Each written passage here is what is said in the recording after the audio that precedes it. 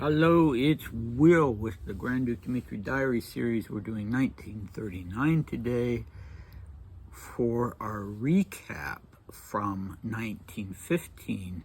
We had this very interesting situation that, maybe I'll have to include in my novel and make up what happened because it's so interesting, with Dmitri receiving a war hero who was about 21 years old, and Dmitri was about 23 years old, and he received him in his hotel room, probably a suite, and to congratulate him on winning a George's Cross. And yeah, such an interesting meeting that must have been. Dmitri also had a George's Cross for a heroic act that wasn't quite on the same level as what this man had apparently done in knocking out 3 German artillery pieces somehow. But anyway, yeah, I can't get that one out of my head. It's so interesting. And then on a lesser note, he had this kind of makeout session with an older woman, not an old woman, of 38, Ekaterina Geltzer, at the Prague restaurant. And the interesting thing about that is how, not that he made out with her, but that he found her such an interesting person. And I forgot to emphasize yesterday how interesting I found it, that one of the things he said was that she asked more questions of him than, just talking in general. She had a lot of questions for him, and what kind of questions were they? Wouldn't I love to know? Okay, so we're back up to 1939. June 3rd, with the Grunwald Letter. I'm kind of trying to get into the spirit of things and watch and read things from that time period. And so I just bought a movie. I think I told you a couple days ago I bought a book by a German author about the bombing of Germany during the Second World War.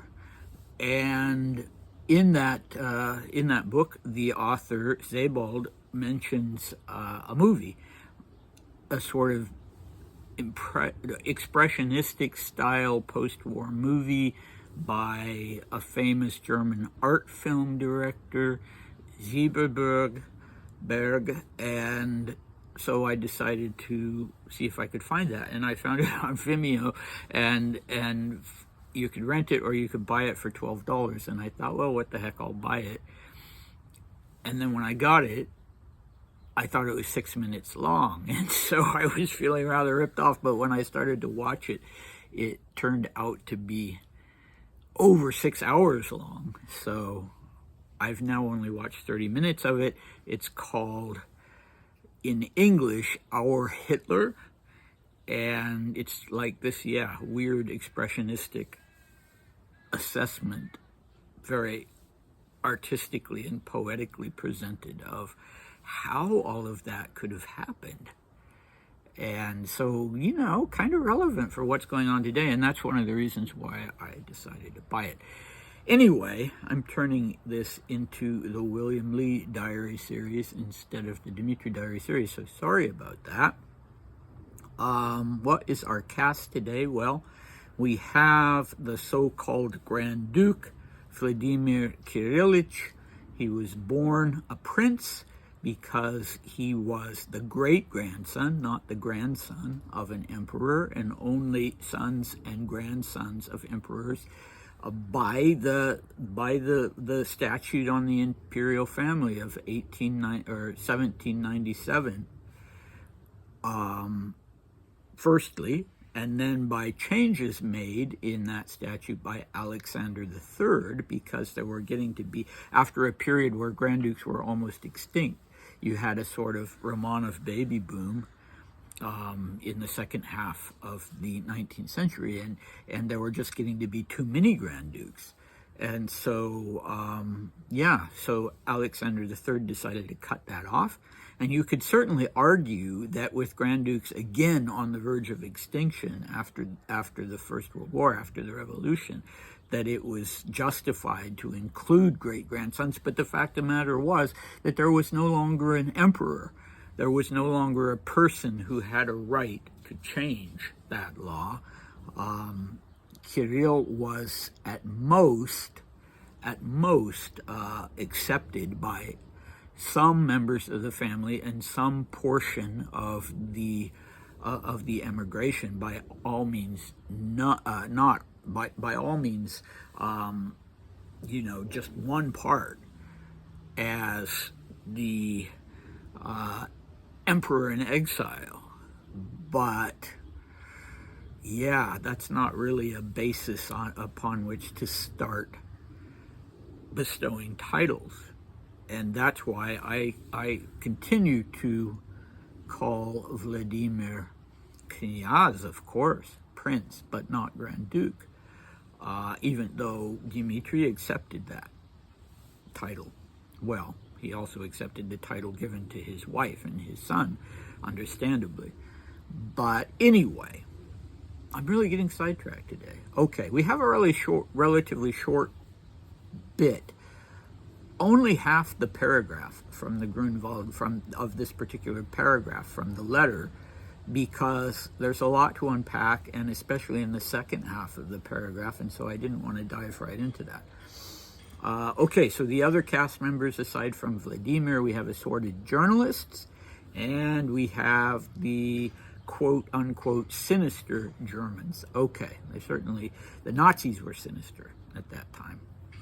Okay, at the beginning of the year, your august brother was called upon to play a very considerable role in the affairs of our emigration, and I was happy to be able to assist him.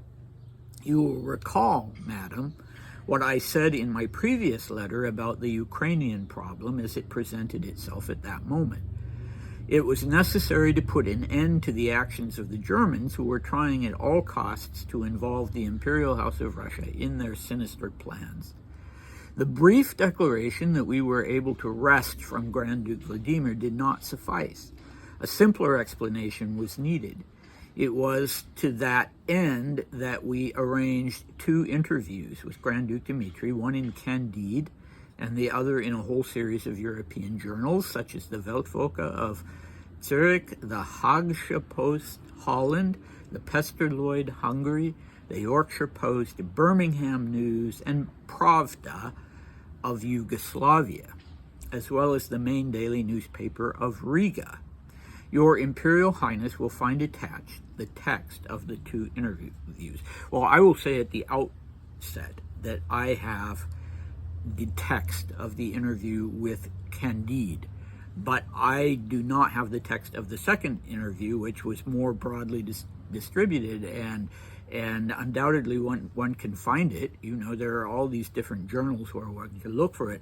I've just been lazy, and I need to do that. And in the meantime, if any of you decide to look for it and do indeed find it, please let us all know. Meanwhile, I think after we're finished with the Grunwald letter, I'll go ahead and read the text of that interview that Dmitri gave to Candide. Okay, so we start off with Grunwald referring to a previous letter that he'd written to Maria, and unfortunately I don't have that. This letter of the 3rd of June was or is in Maria's archive on Insel Mainau, and I'm very fortunate to have it. I don't know if the previous letter exists or if somehow she lost it, because she appears to have, kept letters. But yeah, that's another thing I need to delve into. So the actions of the Germans in Ukraine, the sinister actions of the Germans in Ukraine. Well, Germany wanted to turn Ukraine into a puppet state of the Third Reich. And there was, if you recall the videos for the 1921 diaries, this was something that the Weimar state hadn't, planned on trying, but the right-wing element, including the right-wing Russian emigre element, although a lot of them were actually Baltic Germans who'd been part of the Russian Empire, and the right-wing German element, they were the ones that, as early back as 1921, really wanted to turn Ukraine into part of Germany. So obviously nowadays we have a completely different situation in Ukraine. We still have, a bad situation in Ukraine, alas, but it's not the same one. So what the Germans were trying to do in 1938, 1939 was to recruit this 22-year-old young man, Vladimir Kirillovich, who was, as of 38, he was an orphan. His mother had died, I think, in 36. Kirill had died in 38. So you have a young man of 22. He's an orphan. And of course, and he's considered by, a substantial portion of the immigration to be the emperor in exile. I don't think he ever called himself that. But anyway, if I'm going to be sympathetic to Dmitri when he was that age, which I am, as you know, from the 1915 diary entries where he's, living the high life at the moment in Moscow when his fellow Russian officers are dying in droves. Well, then I need to be, of course, also sympathetic to Vladimir, who's also a very young man and also a man without a father to guide him or a mother without parents to guide him, and say that, okay, his head was turned a little bit, apparently, by these overtures of the Nazis that they were going to make him the Tsar of the Ukraine. And I think I said before that I came across a document when I was doing research at the Bakhmetov archive at Columbia University, brilliant archive. I found a document actually presented to Vladimir by the German government, by the Nazi government, and signed by Vladimir. That was a kind of pseudo agreement. You couldn't just photograph things back then, and I was using up all my my copyright, or not copyright, all my right to copy things that the archive allowed. And as it turned out, I had to actually copy a lot of things down by hand because there was so much on Dmitri that I wanted. But so I didn't photograph it. I remember that it upset me, and I was kind of thinking, well, this is something that shouldn't get out. That was kind of more my mindset at the time, and I called David Chavchavadze and told him, there's this terribly damning document that somebody could come across at the Bakhmetov archive, and he just kind of laughed and said, don't worry about it. He was a great guy. Anyway, there was that, but I wasn't thinking it at the time. Wow, he was 22 years old.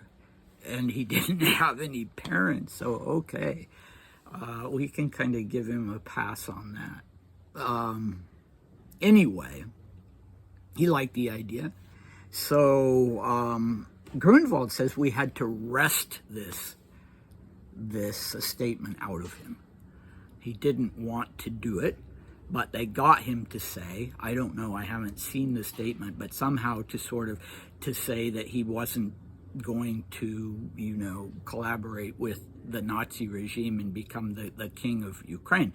And, it sounds like he was sort of equivocating a little bit because Grunwald tells us, well, it just wasn't good enough, and specifically it wasn't simple enough. And so this needed to be a very direct, unequivocal statement. So Grunwald uses the plural, so we set up these interviews. Does he mean Dmitri and himself, or does he mean he and other people who asked Dmitri to do it? I don't know. He's kind of a meddlesome guy, but Dmitri maybe was happy to have his help because he was such a well-connected and knowledgeable person. But anyway, these somehow or other, these interviews are arranged. It's not these newspapers or journals that approach Dmitri. It's they are contacted and they agreed to this. So Candide, so I went through this list. Candide, there is a French journal now called Candide, but it's not the same. So this Candide was that existed at that time was kind of what you might say fascist light. They weren't thrilled with what Germany was up to. They didn't like the German aggression, but they kind of liked the whole fascist idea a little bit, and they were on the side of Pétain and the government of occupation later on, although they weren't, making pro-Nazi statements or pro-German statements. So anyway, that was Candide. Then Die Weltwoche.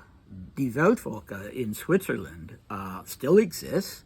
So, I need to look at their archive. An anti-Nazi publication.